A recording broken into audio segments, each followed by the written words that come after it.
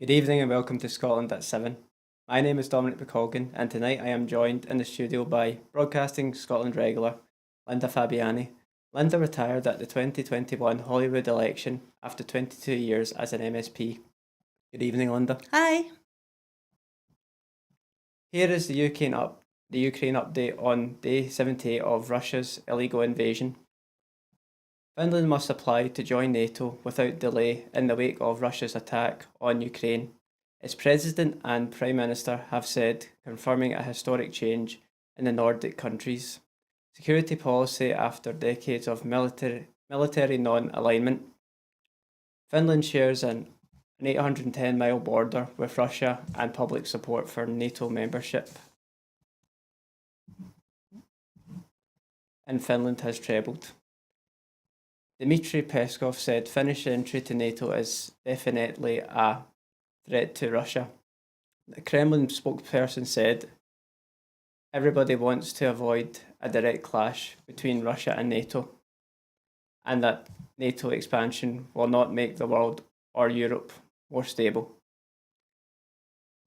The UN Human Rights Chief said 1,000 bodies had been recovered in the area of the Ukrainian capital, Kiev, in recent weeks, adding that many of the violations it was verifying since the Russian invasion may amount to war crimes. Russian news agencies have reported that Russian forces hit two ammunition depots in the Cherniv region of Ukraine overnight. The Defence Ministry also said Russia had destroyed a Ukrainian S-300 air defence missile system in the Kharkiv region and a radar station near the city of Odessa. Firing from Ukraine has killed one person and wounded 7 in the Russian border village of Solky in the province of Belgorod. The regional governor of Balaslav Gladkov has said overnight, the Ukrainian Defence Ministry published photos of what is said were destroyed Russian tanks and other equipment in the village of Belohorkova that had been struck when the Russians were attempting to construct the pontoon bridge over the Seversky Donets River. The Russian-controlled administration in the Ukrainian city of Kherson has said it plans to request annexation by Moscow, a move that would confirm the Kremlin's permanent occupation of Ukrainian territory captured since February. The withdrawal of Russian forces from Kharkiv is a tactic recognition of Russia's inability to capture key Ukrainian cities, where they expected limited resistance from the population. The UK's Ministry of Defence has said in its latest intelligence update, European Commission President Ursula von der Leyen has said that Russia is today the most direct threat to the world order with the barbaric war against Ukraine and its worrying pact with China. The after talks with Japanese Prime Minister Fumio Kishida, a freelance journalist from Spain, Pablo Gonzalez, is spending his 10th week in Polish custody while prosecutors there investigate what they claim is a case of espionage linked to Russia's invasion of Ukraine. My goodness. Do you know, I'm terribly glad it was me, not me, Dominic, that had to read all these names. I'm finding all the terminology for Russia and Ukraine really, really difficult. But there's an awful lot in there, and it just seems to have gone on for so very long. We all thought at the start, I don't know if we all thought, Russia certainly thought at the start they were going to have a quick invasion, it would all be over. I don't know if any of us really thought that Ukraine could hold out so long and so bravely as they have. Yeah. It's quite astonishing, isn't it? Yeah, definitely. And like I was saying earlier, unfortunately, it just feels that everything that you read is just negative and horrible. It is, yeah, and I think for, it's bad enough here for us looking at it and learning about it and hearing about it. But then you look at the likes of Finland and they've got this 800-mile border with Russia. It must be really scary for people in surrounding nations. Yeah. Because what would stop it happening the same to Finland? Well, I suppose,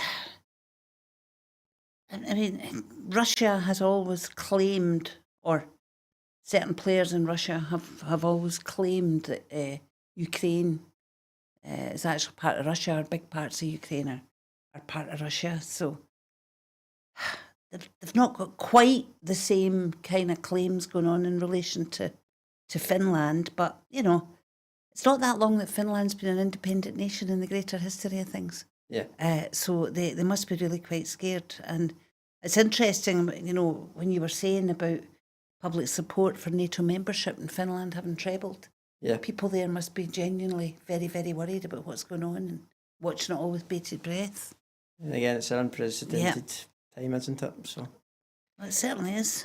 Yeah. So, moving on, urgent measures to break the Russian blockade of grain exports from Ukraine's ports, including by trying to open routes through Romanian and Baltic ports, are being discussed by G7 foreign and agriculture ministers at meetings in Germany. The grain exports blockade is fast becoming one of the most urgent diplomatic and humanitarian crises in Ukraine. On Tuesday, the President Biden said the US was working on solutions to get this food out into the world so that it could help bring down prices. G7 foreign ministers are meeting in the Baltic Sea resort of Weissenhaus, northeast of Hamburg, and agriculture ministers in Stuttgart. Cem Özdemir, the German agriculture minister and a Green Party member, has for months been looking with the EU at alternative train routes through Poland and Belarus to Baltic ports, but the different train gauges between Ukraine and Poland and pre-existing backlog of traffic and the shortage of suitable rail wagons all count against this option. By one Ukrainian estimate, only 20% of the exports Ukraine normally sent through the Black Sea ports by ship could ever be transported by rail to the Baltic ports. The cost of road transport has risen fivefold in the past year. Before the war, most of the food produced by Ukraine, enough to feed 4 million people, was exported through the country's 7 Black Sea ports. In the 8 months before the conflict began, close to 51 million metric tons of grain passed through them, according to the UN World Food Programme. The trade was worth $47 billion, 38 billion British sterling a year to Ukraine. The Ukrainian Minister of Agriculture, Policy and Food, Mykola Solsky, has studied options ranging from Gdansk or further east to the port in Klaipėda in Lithuania and 3 ports in Latvia. The Baltic ports have lost trade from Russia and Belarus, including potash, so currently have spare capacity.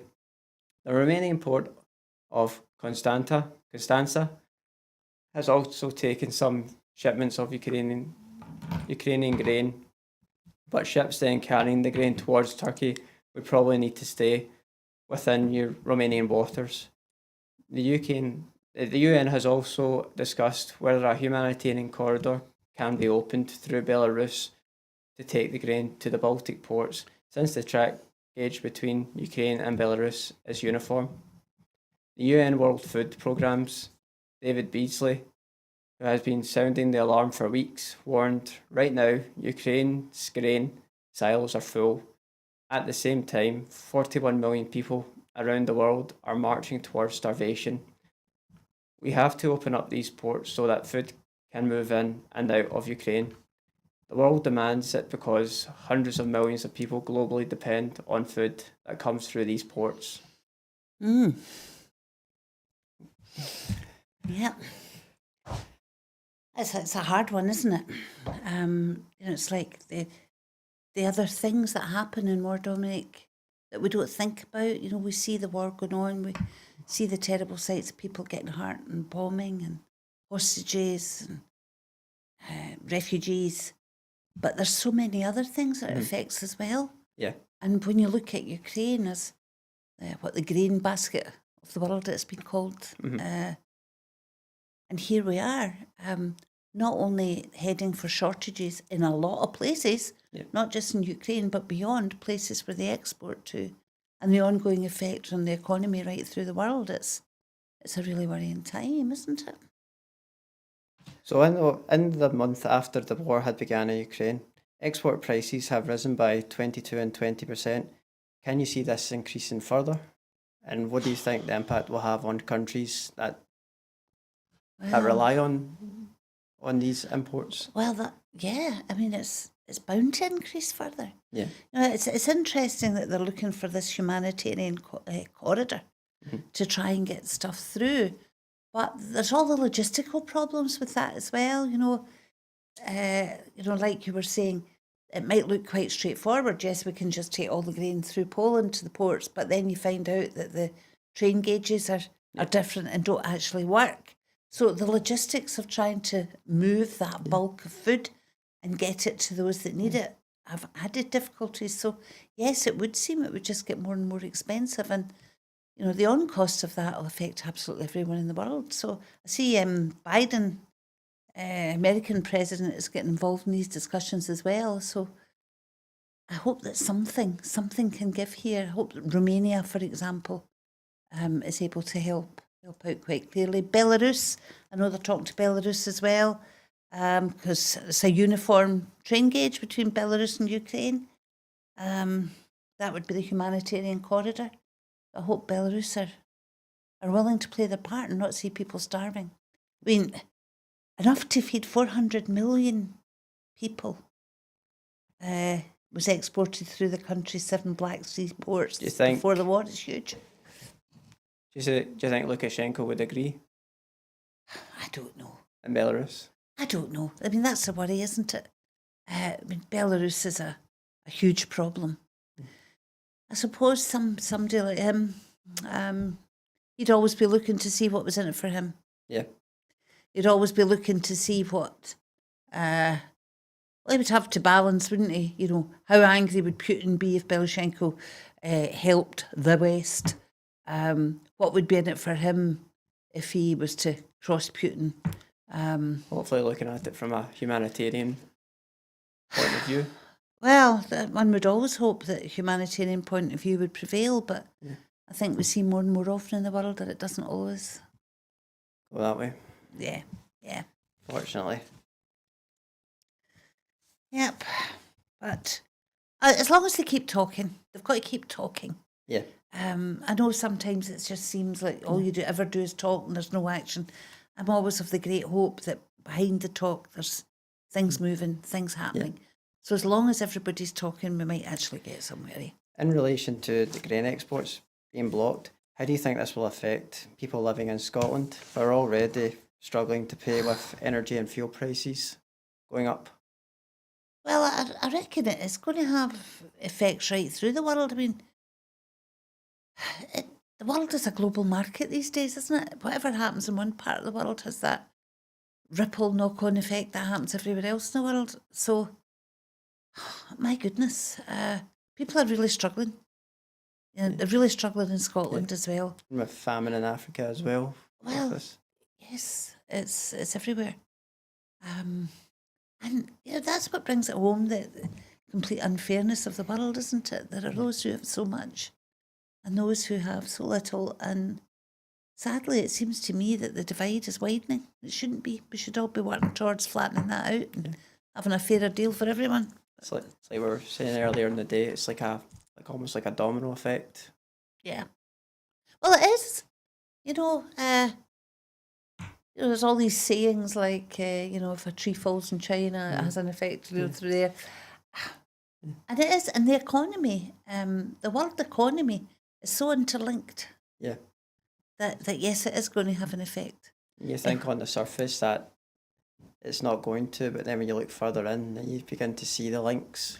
Well, that's right. Yeah, you do. And it's a smaller and smaller place as we go on. And so whether it be food shortages or food shortages of a particular type, which then makes the price more. Yeah. It has an effect. Yes. Yeah. And moving on to the next story, UK GDP shrinks as consumers cut spending. The economy contracted in March as consumers cut back on spending in the face of the rising cost of living. The latest official figures show activity fell by 0.1% after flatlining in February, an even weaker performance than economic experts had been predicting, with spending in shops suffering particularly badly. Data from the Office for National Statistics showed the economy struggling even before households were hit by higher energy bills and tax increases in April, and will increase pressure on Chancellor Rishi Sunak to ease the inflationary squeeze. Mr. Sunak said the UK economy recovered quickly from the worst of the pandemic, and our growth in the first few months of the year was strong, faster than the US, Germany and Italy, but I know these are still anxious times. Our recovery is being disrupted by Putin's barbaric invasion of Ukraine and other global challenges, but we are continuing to help people where we can. Ray Newton-Smith, CBI chief economist, said the economy barely kept its head above the water during a volatile start to the year, but the times look set to get that bit tougher. Cost pressures and rising prices have tightened their grip, with both businesses and households feeling the pinch. The end result is a weaker economic outlook. The SNP have accused the UK government of sitting on their hands and failing to combat the deepening cost of living crisis. Again, linked to the story before. Yeah, well, it is linked. Yeah, of course, it's all linked. I think it's interesting that the Office for National Statistics has said that the UK economy was struggling even before the households were hit with higher energy bills and tax increases, and now we've got potential food shortages and stuff. Life is just getting harder and harder and harder for those who start out having a hard time and who are on these margins. And just the complacency of this government really gets to me. Do you think Brexit is linked? Oh, absolutely. There's so much that's there with Brexit as well, and the UK government are able to hide behind COVID and world unrest and everything else, and the effects of Brexit aren't being shown, but everything's linked, and I think it's really interesting, Sunak talking about the UK economy recovered quicker than Italy, Germany and the US. I notice he's not talking about any of the smaller European nations and how they've come round. He's not talking about Ireland. Mm-hmm. He's not talking about the Nordic nations. No, he doesn't want to talk about small independent nations that are able to act quickly in the interest of their own people. Because none of them are going into recession. And, just this complete disregard they have for the real suffering of people. Yeah. And trying to say, we've all got to pull together. Really, well, it's about time some of those that have were pulling together and seeing what they could do for those that have not, because that's sadly lacking. Yeah, and all you see now is, unfortunately, food banks in Glasgow and. Well, yeah, already we have seen that the Scottish Government's child payment. Yeah. It looks like that has already made a difference to people, because the reports are that food bank use in Scotland is reducing compared to the rest of the UK. So if you do target funds to those who are having the hardest time, it can make a difference. All the UK government seems to be doing is taking off of people, Makes me mad. Chair of NatWest says best way to help poorest is through benefits. The chairman of NatWest Bank has argued that changes to the benefit system would be the most effective way for the government to help the poorest families struggling to cope with the cost of the living crisis, instead of cutting taxes that also give the wealthy a financial boost. Sir Howard Davis, a former Deputy Governor of the Bank of England, said soaring energy bills and rampant inflation were disproportionately affecting the poorest fifth of households, and they should be the focus of financial support measures. He said that the squeeze on living standards as a result of higher energy prices and higher food prices is really extraordinary, and if you look at what people would need to do on their discretionary spending in order to offset those increasing, it is massive. Davis says it was difficult to compare the scale of the cost of living crisis in a historical context because COVID lockdowns put the brakes on of household spending, which meant 280 billion more in savings were built up compared with pre-pandemic that was providing a cushion of liquidity. He said those with savings were able to carry on their lifestyles, pointing to the boom in the holiday market, and that an across the board tax cut would be blunt instrument and very costly, and would also benefit those that don't need it. He said that the problem lies at the bottom end of the income distribution, where those people don't have savings for the most part, and therefore they have no cushion to dip into. He said he would be focusing on the bottom 20% and seeing what can be done to help them through the benefit system, adding that tax cuts are difficult to target in quite the same way. Mm-hmm. Mm-hmm. Do you agree, Linda? Well, generally I do. It's interesting, former Deputy Governor of the Bank of England, current chair in NatWest. It's not often that these folks come out and say things like this. It's quite unusual, and I think it's a mark of a recognition with some of just how bad things are. We spoke earlier about those that have and those that haven't, and how the divide is getting wider. Yes. And I think what he's saying here is that that's very, very apparent, because he's talking about those who were fortunate enough during lockdown and everything else to continue with savings, and they've got a wee cushion of resilience, and you've got folk that have never had savings, or who have eaten through all their savings by now because they've hit really hard times. But most people were on furlough, so they weren't getting their full wage when they were on. There's a bit of that, yes, and there were those who weren't getting anything. Yeah, yeah. There were those who have lost jobs since, are finding life really hard. There are those who systematically worked through any small savings they had because of circumstances. And so he's saying that it should be targeted benefit increases to the bottom 20%. And I think that's right. I mean, during COVID, they put £20 a week onto universal credit. Yeah. And I've heard people saying what a difference that made for them. And then they just promptly whipped it away.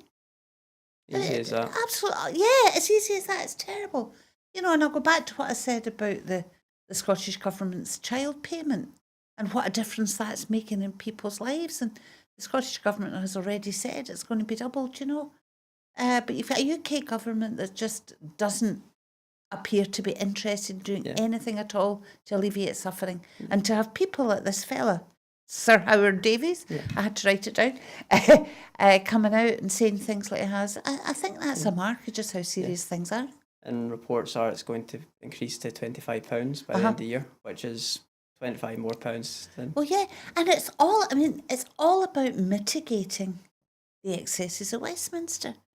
People seem to think the Scottish Government can just produce money out of nowhere. No, they don't. It's all part of this UK settlement that goes on. So what goes from the Scottish Government to help those in need has to come from elsewhere because it's a fixed budget, so it's difficult. And it's about time the UK government stepped up to the responsibilities for the people right across the UK, to the devolved administrations and indeed to the people in England. It's a word now that you wouldn't think you'd be hearing in like this time, poverty. It's appalling. Yeah. People are in poverty, and we're hearing stories all the time from right across the UK of folk that are hitting really hard times. And you quite blithely get the likes of Sunak and Gove and others stand up and saying, oh, it's going to be even worse in October when the second of the fuel rises hits. But we're not going to do anything till we see how that pans out. Well, it'll pan out okay for them because we all know that. But it will not pan out okay for people who are already struggling. Yeah, it's going to get worse. Yes. So 50 more Partygate fines for Downing Street. More than 100 fixed penalty notices have been handed out for breaches of lockdown rules in Downing Street and Whitehall, the Metropolitan Police have announced. The Met had previously issued more than 50 such penalties, but it had not updated the public on the progress of its investigation in recent weeks, while the local election campaign was taking place. In a brief statement today, it said the total had reached twice that. The investigation, which covers 12 separate events, is ongoing. The Met's statement hints that more fines are expected, stating that Operation Hillman, the codename for the investigation, is still continuing. It is understood more evidence is still to be analysed by detectives. The Met has declined to respond to criticism of its investigation, with no immediate or quick end date in sight. Its leadership thought in February it would take weeks rather than months, but it's still live months later, which is police speak for active and ongoing. The length of time it is taking is despite much evidence having been gathered by the Cabinet Office inquiry conducted by Sue Gray. Responding to the news, the SNP's Westminster Deputy Leader Kirsten Oswald MP said, "The sheer scale of law breaking is staggering, with more than 100 fines now issued by the Met Police over lockdown breaking parties. Downing Street may well be one of the biggest law-breaking venues in the UK. People are being hammered by a Tory-made cost of living crisis, and the reality is that the Prime Minister and his Chancellor are too consumed by scandals to get on with the day job." Mm-hmm.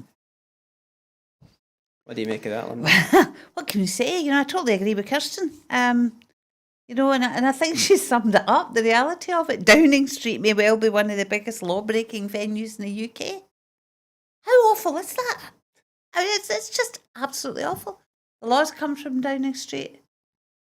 Downing Street are the biggest lawbreakers in the UK. They're expecting us to follow it, but Aye, it's an absolute appalling set of circumstances. And it was interesting. When I was driving into the studio, I was listening to the radio and they were talking about this. And so you've got over 100 penalty things issued.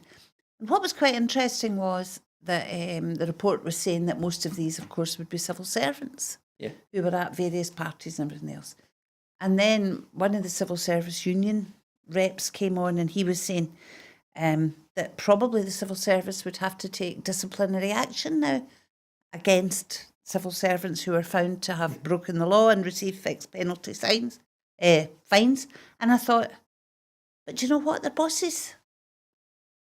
Yeah, they're so the civil servants are getting held to account so far much more than the politicians are. And that just can't be right. The buck in these things goes up the way and of course goes right to the top and it goes to Boris Johnson and of course Rishi Sunak, who seem to be Teflon, and you just wonder how long this can go on for. And if they don't resign over this, what does it take? Do you think Boris will get away with his Schoolboy Act much longer? Well, Boris seems to be getting away with everything so much longer than I thought they were. I mean, and you've got all these people now saying what a great job he's making of dealing with Russia and Ukraine and everything else. Well, I'm not buying it, as I say, it seems to be Teflon. So I don't understand how he gets away with it so long and so much. And I also don't understand why everybody in Scotland is not saying, can we have a referendum tomorrow because we need to get away from these people? Puzzling. Yeah. I spend my life being puzzled, Dominic, about this. What do you think would have happened if these figures were released prior to the election? Do you think there would have been much difference? Well, it wouldn't have made much difference in Scotland because the Tories get absolutely hammered anyway, despite what wee Douglas Ross says. South of the border, would it have made a huge difference? I don't know. I mean, their results were interesting. You know, Labour took some unexpected councils down in the London area. But when you look at the Red Wall area, you know, the northern areas, etc., where the Tories did well in the general election, Labour didn't make much of an inroad there. Would it have made a huge difference if this had come out prior to the election? Sadly, I suspect not. Anyway, healthcare leaders warn Stormont stalemate risks patients' lives. Healthcare providers have issued a stark warning that failure to form an executive at Stormont will worsen Northern Ireland's healthcare crisis and endanger patients' lives. Representatives of doctors and nurses made the intervention today in a tacit appeal to the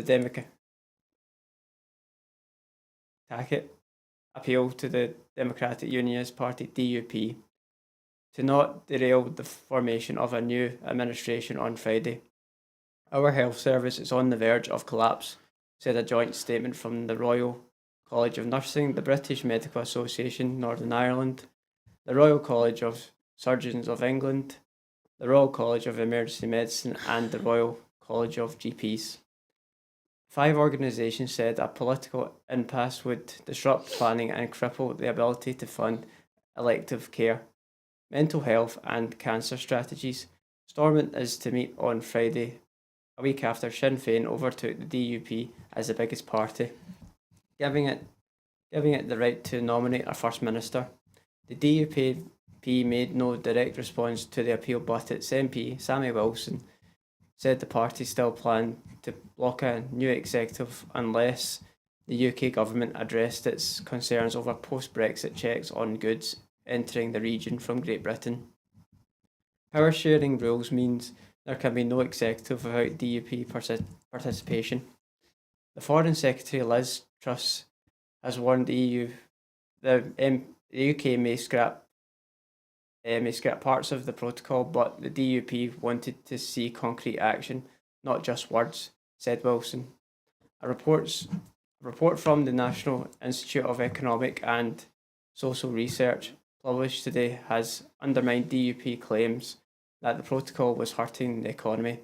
It said the Northern Ireland economy outperformed the UK average and had recovered to pre-pandemic levels, partly as an outcome of its Northern Irish Protocol and its special status in the Brexit arrangements, including better trade and investment conditions as part of the EU's single market and customs union. So should Scotland get the same deal, Linda? Oh my goodness. Well, what's really interesting is what you just said there about the National Institute of Economic and Social Research, saying that the Northern Ireland economy outperformed the UK average and has recovered to pre-pandemic levels because of the Northern Irish Protocol. Scotland should have got the same deal. Yes, of course it should. But of course the UK government were just completely intransigent in even discussing this stuff. But even aside from that and the fact that the UK government look about to break international law yet again in regard to ripping up parts or all of the protocol, it seems like the health service in Northern Ireland has got real problems. And it's not just the health service. I mean, this stalemate that's gone on because Stormont's not sitting, it means they don't have a programme for government. It means they don't have a proper budget agreed. Everything's just at a stop. It's absolutely awful. You know, it's only the unionists now who are refusing to cooperate with it. And one of the great joys of, the last few years in Northern Ireland was the way that Martin Guinness of Sinn Féin and, oh gosh, his name just went right out of my head. Ian Paisley. Yeah, gosh, my mind went a blank there. And Ian Paisley Senior, despite where they had been for many, many years before. The Chuckle Brothers. Aye, that's what they were called. Decided that the future of Northern Ireland was so important that they decided to get over their differences and cooperate for the good of the people of Northern Ireland and for democracy, because that's what people wanted.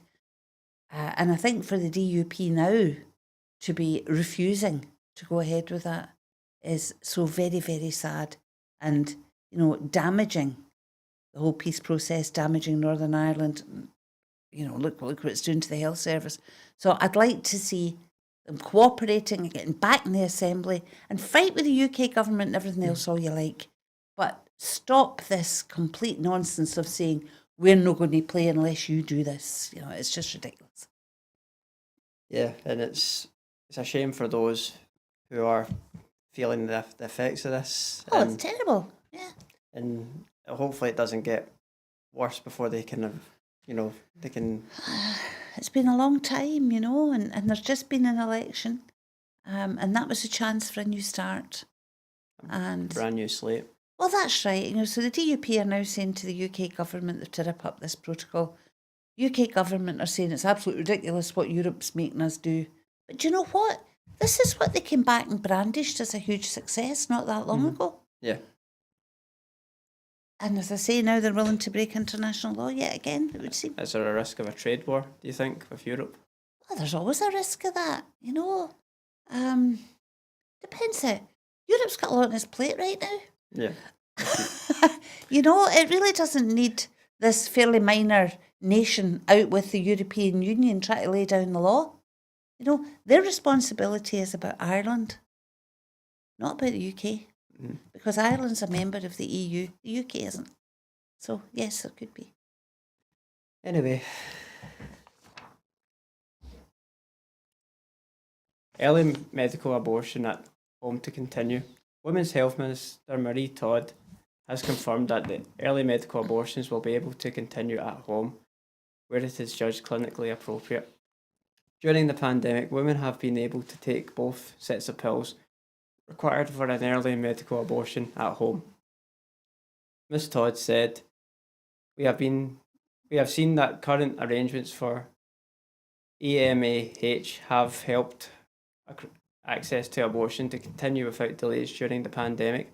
I am satisfied that current arrangements should continue, so today I am confirming that the provision of these services to continue as part of the standard treatments available within our NHS when clinically appropriate.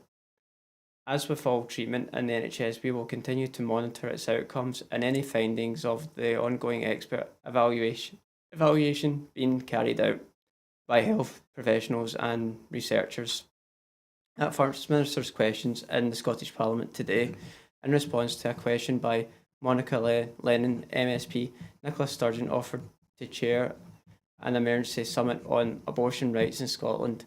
The First Minister said that while she defended the right to protest, she condemned the protesters outside hospitals and said that those protesters should protest outside Parliament where laws are made. Do you agree with that statement, Linda? What, Nicola Sturgeon's statement? Yes, yes. I do. Absolutely agree with it. I believe in the right to protest. I certainly don't believe in the right to harass people who are going for healthcare. Yes. And that, to me, is exactly what's happening. I think it's ridiculous. If they really want to lobby for the law to be changed, Nicola Sturgeon's right. Lobby Parliament, protest outside Parliament. I mean, there have always been those who are opposed to abortion. Mm-hmm. And there have always been these organisations which have lobbied, like the Scottish Protection for the Unborn Child, SPUC, known as. They have always lobbied, and they have always done it with respect for everyone involved. Every so often you get an organisation like Precious Life turned up some years ago, who were harassing people, who were spreading misinformation and causing real grief for people who, many of them making the hardest decision they would ever make in their lives. So I think Nicola Sturgeon's quite right. And on the other story, I think for early medical abortion at home that was put into place during the pandemic, it used to be there's two pills. I understand there's two pills involved. One previously being administered by a medic and the other one to take at home. And during the pandemic, it was agreed that both pills could be taken at home. And even before I retired, there were those lobbying for this to continue, and there were those against this continuing. So I think, Monica Lennon having put forward the idea of this summit on abortion rights, I think the time's right. I'm really pleased that Nicola Sturgeon, as First Minister, has agreed to that. Not only that, said she would chair it as soon as it's possible. So yes, I think that's useful. Meanwhile, I think discussions have to be ongoing about, what's getting called exclusion zones and things around hospitals. Yeah, and do you think that's the way forward then? Like, it's giving women that option where they can be at this, their home, they can get a safe place? Well, I don't think it's a particular case of giving people an option, because it only applies in very, very early cases. Yeah, okay. There's always going to have to be medical input into abortion at any level. Mm-hmm. And yes, there should always be ongoing consideration given to medical science and everything else. But what's fundamentally there has got to be the rights of a woman to decide her own future and what she does with this. Yeah. And so, yes, the very early medical abortion at home, I think, is a sensible way forward. There are those who would have even the morning after pill stopped. So there is a range of views right across the board. And because of what's happening in the US, which I think is appalling, it seems to be upping the ante in the UK and across Europe. So yes, the time is right for a summit to discuss all these things. I think it would also be the case of that there's positives and negatives, and like people will have pros to it, but then there'll be those who will be against it as well. Oh, but of course, I mean, everybody's entitled to their view. Yes. I would never deny that anybody should have their view. But what I'm not convinced about is that you have the right to impose your view on anybody else. Yeah, I agree. Yeah. So that's where I come from on it. Yeah. Moving on. So, a further 3.6 million is being made available to support the expansion of hospital at home services, with the aim of doubling current capacity by the end of 2022. The purpose of the service is to reduce hospital admissions for elderly patients by providing treatments in the comfort and familiarity of their own home. The service enables people to receive treatments that would otherwise require them to be admitted to hospital, such as an intravenous drip or oxygen supply. It also provides access to hospital tests under the care of a consultant in their own home. Evidence shows that those benefiting from the service are more likely to avoid hospital or care home stays for up to 6 months after a period of acute illness. For older patients, it means being able to stay at home longer without losing their independence, and this has contributed to overall improvements in patient satisfaction. It also helps alleviate pressure on hospital beds. The Scottish Government's total investment in these services is now 8.1 million since 2020.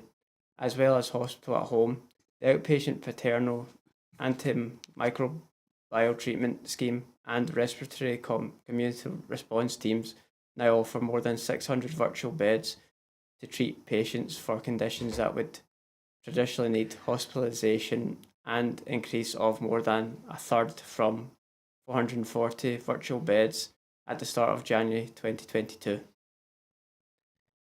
you think this is a good thing, Linda? I do. I think it's a great thing because, and it's not completely new, because when I was fortunate enough to be MSP in East Kilbride, there was a hospital at home service run by NHS Lanarkshire up at the Green Hills Health Centre area.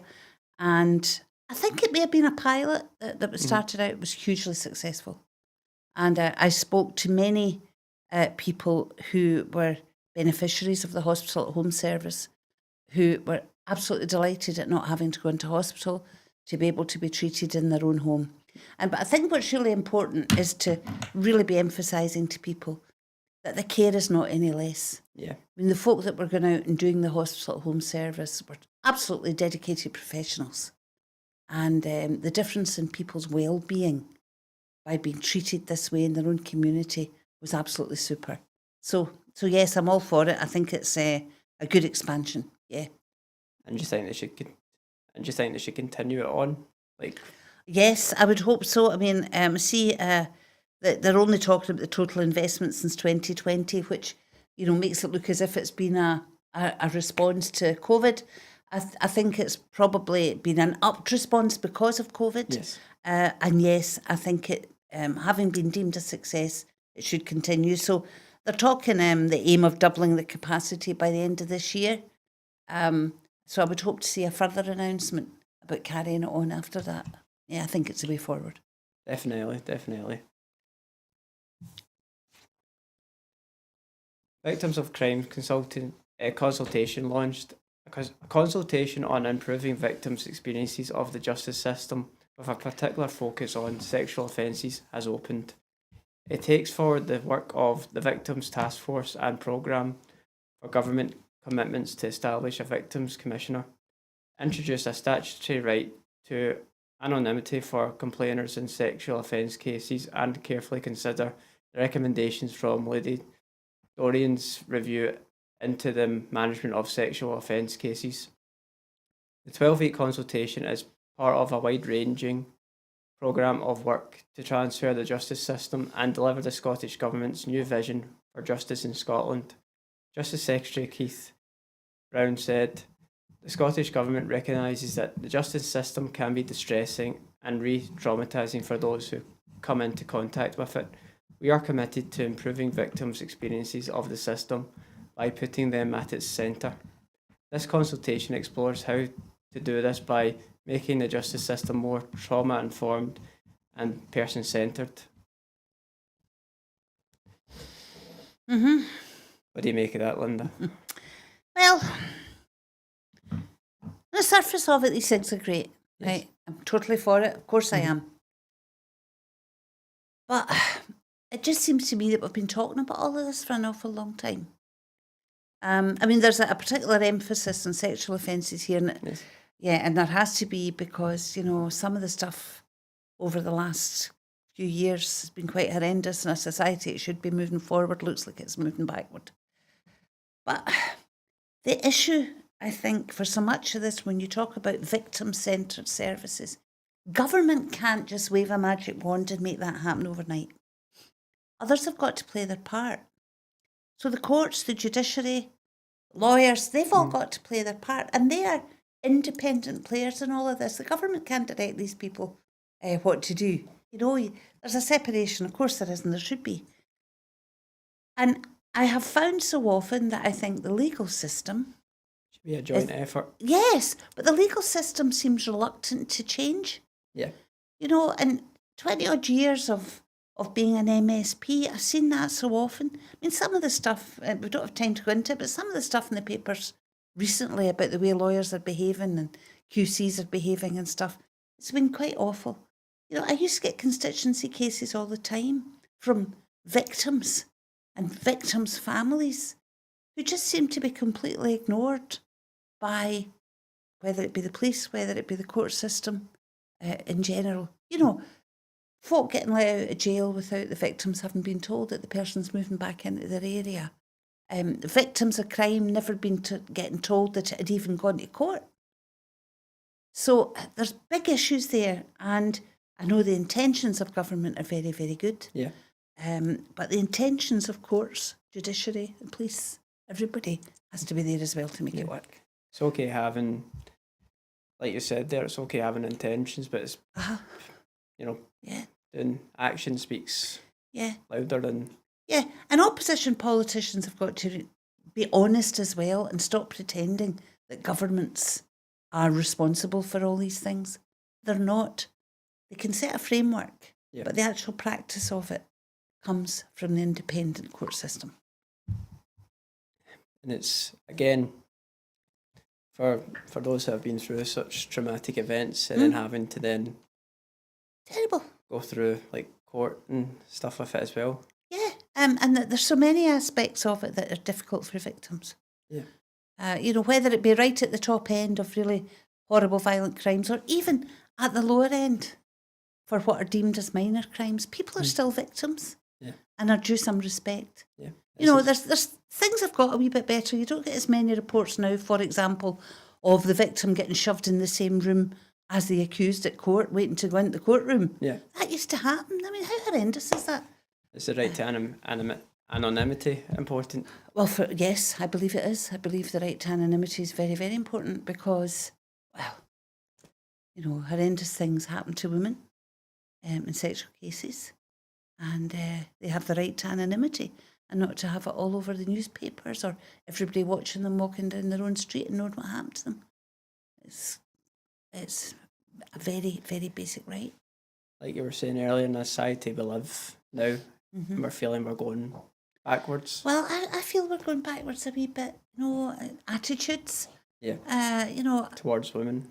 Yes. As someone who sort of came through the back end of the feminist movement in the 60s and things as a young woman, and has seen a lot of changes. I'm very much concerned that we seem to be going a bit backward for all sorts of reasons in relation to attitudes towards women, yeah. Even though the crime rate is going down in Scotland? Yes, it has. The crime rate generally has gone down, which is good news. But even apart from crime, it's just general attitudes. Yeah. Things I hear, things I was partly investigating as an MSP about the way young women in school are harassed, for example. Social media, it's a fairly new phenomenon. Yeah. That's its part to play as well. Yeah. So it's certainly not an easy task. Yeah. Anyway, the public are being asked for their views on future plans for the A96 between Inverness and Aberdeen. An online consultation starting today is seeking views on existing issues along the A96 corridor and the kind of opportunities that could be realised in the future.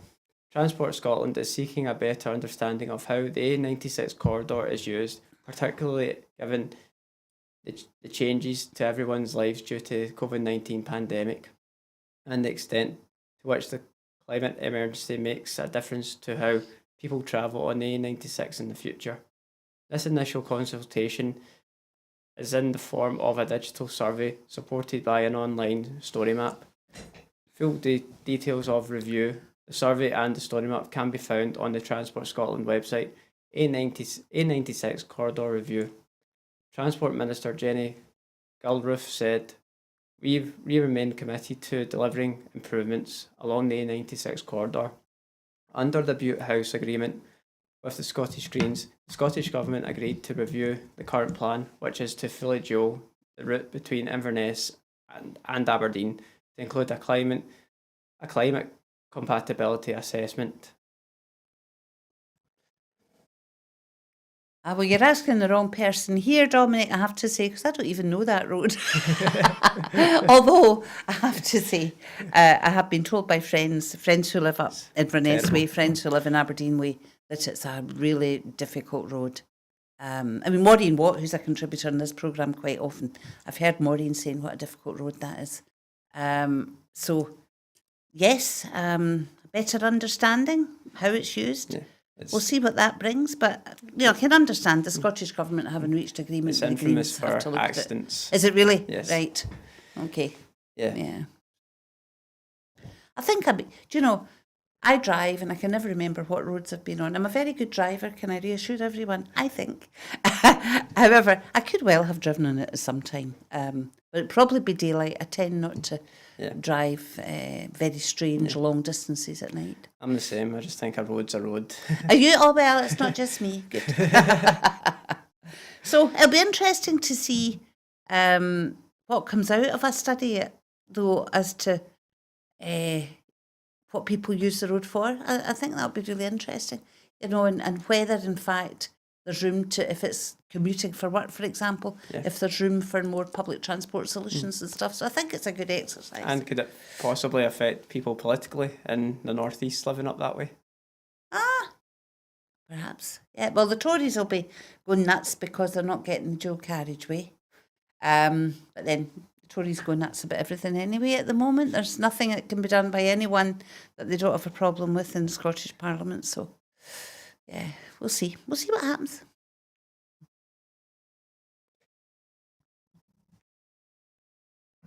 Well, that's all. That has been tonight's Scotland at 7, and my first time presenting the programme, if you haven't noticed.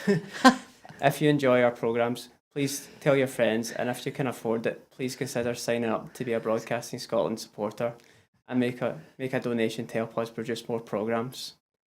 We are funded entirely by our donations, so thank you to all our supporters. Thank you to our guest, Linda, Fabiani.